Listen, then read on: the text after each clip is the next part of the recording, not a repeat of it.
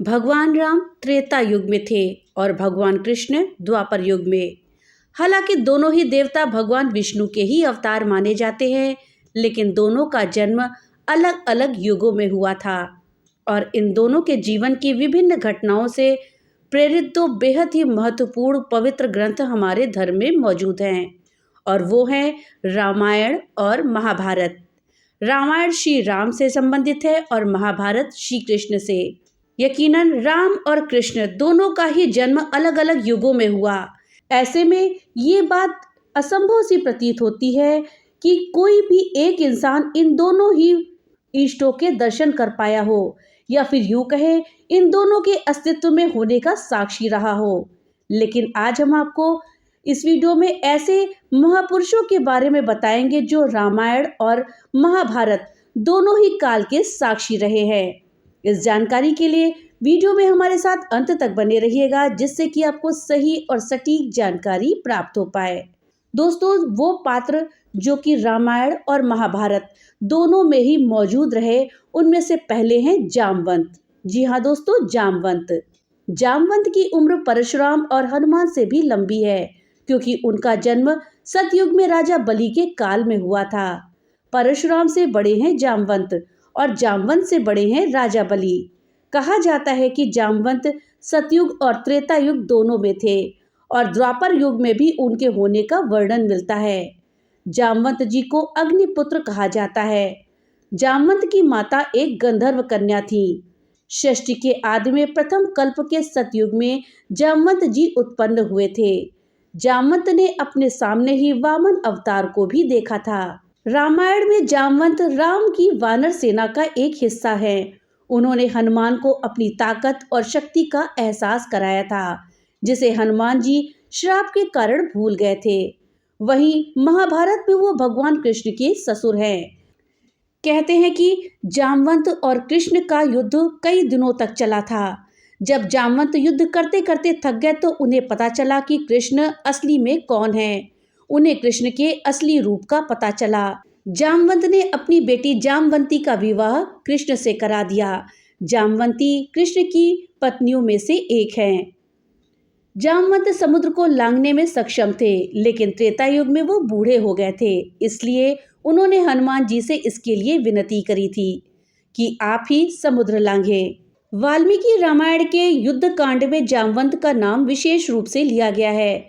जब हनुमान जी अपनी शक्ति को भूल जाते हैं तो जामवंत जी ही उनको याद दिलाते हैं। माना जाता है कि जामवंत जी आकार प्रकार में कुंभकर्ण से तनिक ही छोटे थे। जामवंत को परम ज्ञानी और अनुभवी माना गया है। उन्होंने ही हनुमान जी से हिमालय में प्राप्त होने वाली 4 दुर्लभ औषधियों का वर्णन किया था, जिसमें से संजीवनी एक थी। जामवंत रामायण के एक बहुत ही महत्वपूर्ण किरदार थे और भगवान श्री राम के वानर सेना के सदस्य भी। जामवंत का महाभारत के समय में भी होने के साक्ष्य हैं। पौराणिक कथाओं के अनुसार सैमंतक मणि को हासिल करने के लिए जामवंत जी ने भगवान कृष्ण से नंदीवर्धन पर्वत पर 27 दिनों तक युद्ध किया। बाद में जब उन्हें भगवान कृष्ण के विष्णु अवतार होने की बात पता चली तो उन्होंने युद्ध बंद करा और अपनी पुत्री जामवंती से श्री कृष्ण का विवाह करा दिया। दोस्तों, ये थी कहानी जामवंत की, जो कि त्रेता युग के साथ साथ द्वापर युग में भी मौजूद थे। वीडियो में आगे बढ़ने से पहले आपसे एक छोटी सी रिक्वेस्ट है कि अगर अभी तक आपने वीडियो को लाइक नहीं किया है तो कृपया वीडियो को लाइक कर दें और ज़्यादा से ज़्यादा शेयर करें, जिससे कि ये जानकारी अधिकतर लोगों तक पहुंच पाए। और हाँ, अगर चैनल पे पहली बार आए हैं तो कृपया चैनल को सब्सक्राइब कर दें और बेल आइकन दबाना ना भूलें, जिससे कि मेरी वीडियो सबसे पहले आप तक पहुँच सके। तो चलिए वीडियो में आगे बढ़ते हैं। अब जानते हैं दूसरे वो पात्र कौन है जो कि रामायण और महाभारत दोनों ही काल में मौजूद थे। वो थे ऋषि दुर्वासा। मान्यता है कि दुर्वासा ऋषि सतयुग, त्रेता युग और द्वापर युग तीनों ही युगों में मौजूद रहे हैं। दुर्वासा ऋषि को उनके अत्यंत क्रोधी स्वभाव की वजह से जाना जाता है। उन्हीं के कारण भगवान राम के भाई लक्ष्मण को अयोध्या छोड़नी पड़ती है। वहीं महाभारत में उन्हें ऋषि के रूप में वर्णित किया गया है, जो किसी से प्रसन्न होने पर आसानी से वरदान दे देते हैं। कुंती को उन्होंने अर्थववेद मंत्र सिखाया था, जिससे 3 पांडव हुए। मान्यता है कि उन्होंने ही शकुंतला को श्राप दिया था कि उनका प्रेमी उन्हें भूल जाए। खैर, रामायण के वक्त भी दुर्वासा ऋषि मौजूद थे। जब भगवान राम और यमराज किसी विषय पर चिंतन कर रहे होते हैं और यमराज भगवान राम के सामने ये शर्त रखते हैं कि जो भी व्यक्ति इस चिंतन में व्यवधान डालेगा उसकी मृत्यु हो जाएगी। इस वजह से भगवान राम अपने छोटे भाई लक्ष्मण को द्वार की रक्षा करने के लिए भेजते हैं, जिससे कि कोई अंदर ना आ सके। लेकिन इस चिंतन व विमर्श के बीच दखल तब पड़ जाता है जब लक्ष्मण को ऋषि दुर्वासा क्रोधित होकर ये कह बैठते हैं कि अगर अभी इसी वक्त भगवान राम ऋषि दुर्वासा से नहीं मिले तो वे समस्त अयोध्या नगरी को श्राप दे देंगे। बाद में ऋषि दुर्वासा के श्राप के भय से लक्ष्मण को उस चिंतन और विमर्श के बीच दखल डालना पड़ता है। ऋषि दुर्वासा का जिक्र महाभारत में भी मिलता है। राजा कुंती भोज ने कुंती नामक एक कन्या को गोद लिया था। एक बार ऋषि दुर्वासा राजा कुंती भोज के यहाँ पधारते हैं। कुंती को ऋषि दुर्वासा के शीघ्र क्रोधित होने के स्वभाव का भान था, इसलिए उन्होंने ऋषि दुर्वासा के आवभगत में कोई कमी नहीं रखी। इस आवभगत से ऋषि दुर्वासा कुंती पर बेहद प्रसन्न हो जाते हैं और जाते जाते कुंती को अथर्ववेद का वो मंत्र बताते हैं जिससे कोई भी स्त्री अपने इष्ट का ध्यान करके संतान प्राप्त कर सकती थी। कुंती ने ऋषि दुर्वासा के बताए मंत्र की शक्ति को देखने के लिए विवाह से पूर्व ही भगवान सूर्य का ध्यान किया था, जिस वजह से कर्ण का जन्म हुआ। दोस्तों, ये थी दुर्वासा ऋषि की कहानी। अब जानते हैं तीसरे वो कौन से पात्र हैं जो कि त्रेता युग और द्वापर युग दोनों में ही मौजूद थे। वो हैं नारद मुनि। नारद मुनि दोनों महाकाव्यों में अपने गपशप के कारण जाने जाते हैं। रामायण में उन्होंने वाल्मीकि को रामायण लिखने के लिए प्रोत्साहित किया। वहीं महाभारत में वो उन ऋषियों में से एक थे जिन्होंने हस्तिनापुर में कृष्ण की शांति वार्ता में भाग लिया था। नारद मुनि का भी महाभारत और रामायण दोनों ही ग्रंथों में अलग अलग जगहों पर जिक्र मिलता है। रामायण काल में ये नारद मुनि ही थे जिन्होंने ऋषि वाल्मीकि को रामायण लिखने का सुझाव दिया था। महाभारत काल में नारद मुनि का जिक्र उस समय आता है जब भगवान कृष्ण कौरवों के पास पांडवों का शांति समझौता ले गए थे, जिसमें पांडवों ने कौरवों से बस 5 गांव मांगे थे। दोस्तों, अगले महापुरुष जो कि दोनों ही युग में मौजूद थे वो थे भगवान परशुराम। रामायण में परशुराम का उल्लेख राम सीता स्वयंवर में मिलता है। वहीं महाभारत में भीष्म पितामह, द्रोणाचार्य और कर्ण के गुरु परशुराम ही थे। भगवान परशुराम का जिक्र भी दोनों ही काल में मिलता है।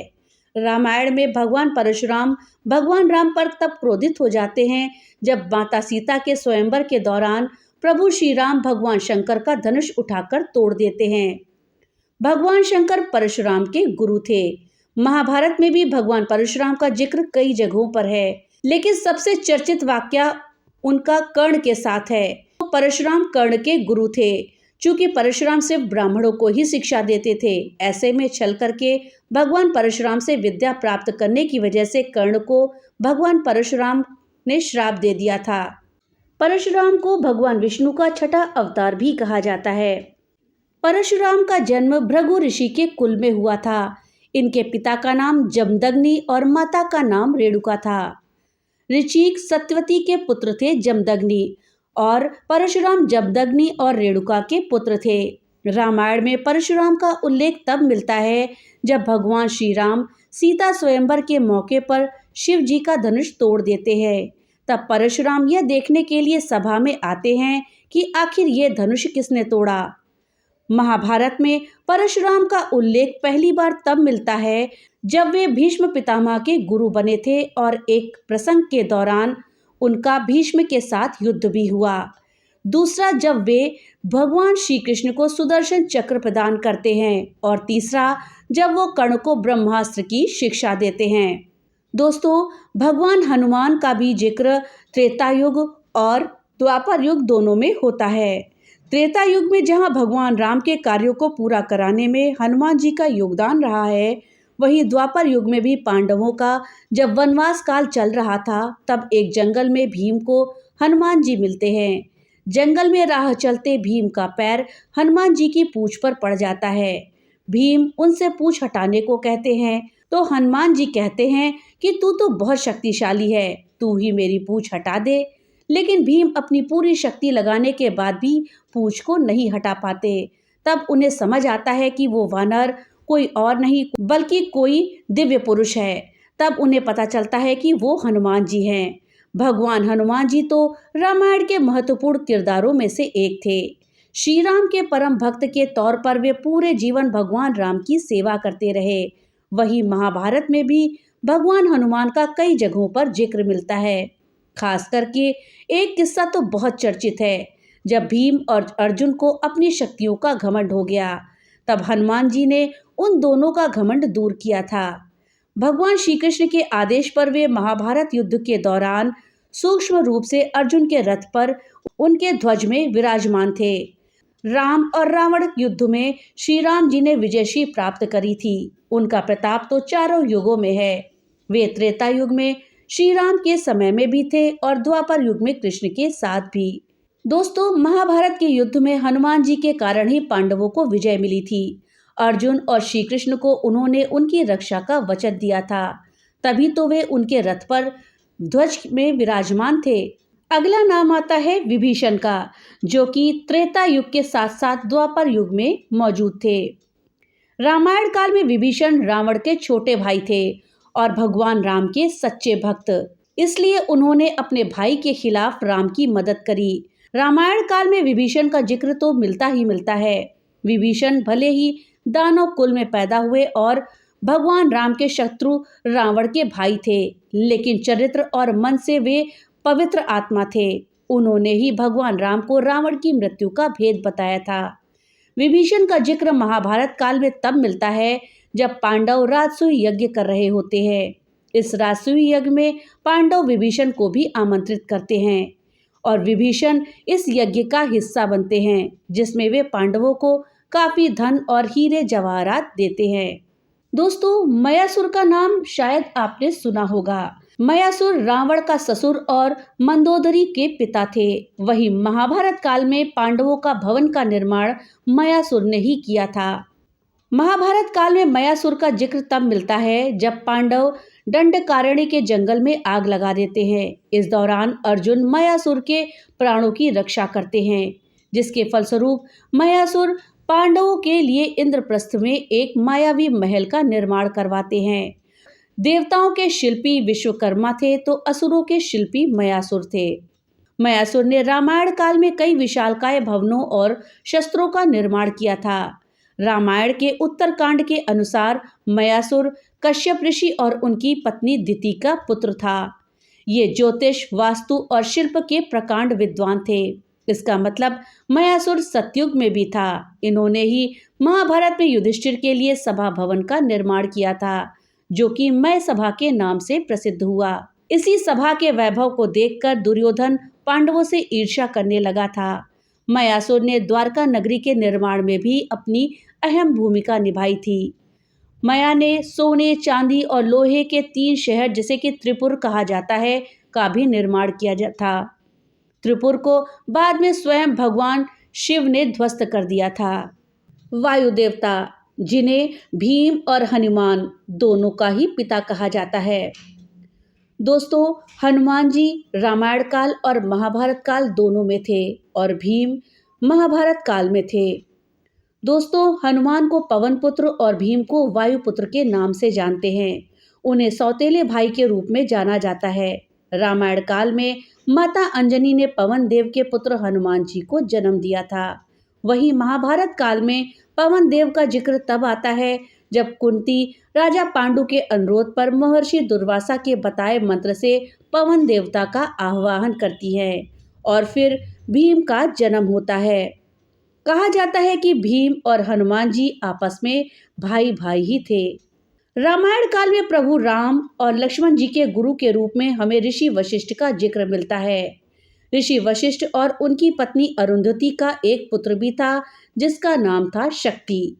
शक्ति भी आगे चलकर एक ऋषि बनते हैं। बाद में महाभारत काल में भी ऋषि शक्ति का जिक्र मिलता है। महाभारत काल में ऋषि शक्ति को पराशर मुनि का पिता बताया गया है। पराशर मुनि ही विष्णु पुराण के रचयिता कहे गए हैं। दोस्तों, अगले पात्र जो कि दोनों ही युग में मौजूद थे, वो है महर्षि भारद्वाज। रामायण में भगवान राम और सीता ने वनवास की यात्रा की शुरुआत में उनके आश्रम में उनसे मुलाकात करी थी, अर्थात महर्षि भारद्वाज से मुलाकात की थी। महर्षि भारद्वाज ने राम से अपने साथ रहने का अनुरोध किया, लेकिन बहुत ही विनम्रता से राम ने मना कर दिया और जंगलों में जाने का फैसला किया। वहीं महाभारत में वो कौरवों और पांडवों के शिक्षक द्रोण के पिता थे। कुबेर का जिक्र रामायण और महाभारत काल दोनों में मिलता है। कुबेर को धन के देवता के रूप में भी जाना जाता है। रामायण काल में कुबेर का जिक्र रावण के सौतेले भाई के रूप में होता है। कुबेर के बेटे नल कुबेर के ही श्राप की वजह से रावण सीता माता को अपने महल में ना रख पाया था और न ही उनका कभी स्पर्श कर पाया था। महाभारत में कुबेर का वर्णन पुलत्स्य ऋषि के पुत्र के रूप में मिलता है। कहा जाता है कि कुबेर का जन्म एक गाय के गर्भ से हुआ था। अगले वो पात्र जो कि महाभारत और रामायण दोनों ही काल में मौजूद थे, वो थे अगस्त्य मुनि। अगस्त्य मुनि ने ही अगस्त्य संहिता की रचना करी थी। अगस्त्य मुनि को वशिष्ठ मुनि का बड़ा भाई बताया गया है। वशिष्ठ मुनि ही श्री राम और लक्ष्मण के गुरु थे। बाद में जब भगवान राम माता सीता को रावण की कैद से छुड़ाने के लिए लंका जा रहे थे, तब वशिष्ठ मुनि उनसे मिलने आते हैं और उन्हें दिव्य तीर और धनुष सौंपते हैं। वही महाभारत में उनका जिक्र तब आता है जब उन्होंने विंध्य पर्वत को सूर्य देवता के आग्रह पर झुका दिया था। रामायण में अगस्त्य ऋषि रावण से युद्ध के पहले भगवान राम को दिव्य धनुष और बाण सौंपते हैं और उन्हें रावण के बुरे स्वभाव के बारे में बताते हैं। महाभारत में वो विंध्य पर्वत को ऊंचा होने से रोकते हैं, जिससे सूर्य, चंद्रमा और सभी जीवित प्राणी उसे आसानी से पार कर सके। अगस्त्य मुनि को वशिष्ठ मुनि का बड़ा भाई भी बताया जाता है। तो दोस्तों, ये थी जानकारी उन 12 पात्रों के विषय में जो कि रामायण काल और महाभारत काल दोनों में ही श्री राम और श्री कृष्ण के साथ मौजूद थे। जानकारी आपको कैसी लगी हमें कमेंट बॉक्स में लिख करके जरूर बताइएगा। तो मिलते हैं अगली नई वीडियो के साथ, तब तक के लिए राधे राधे।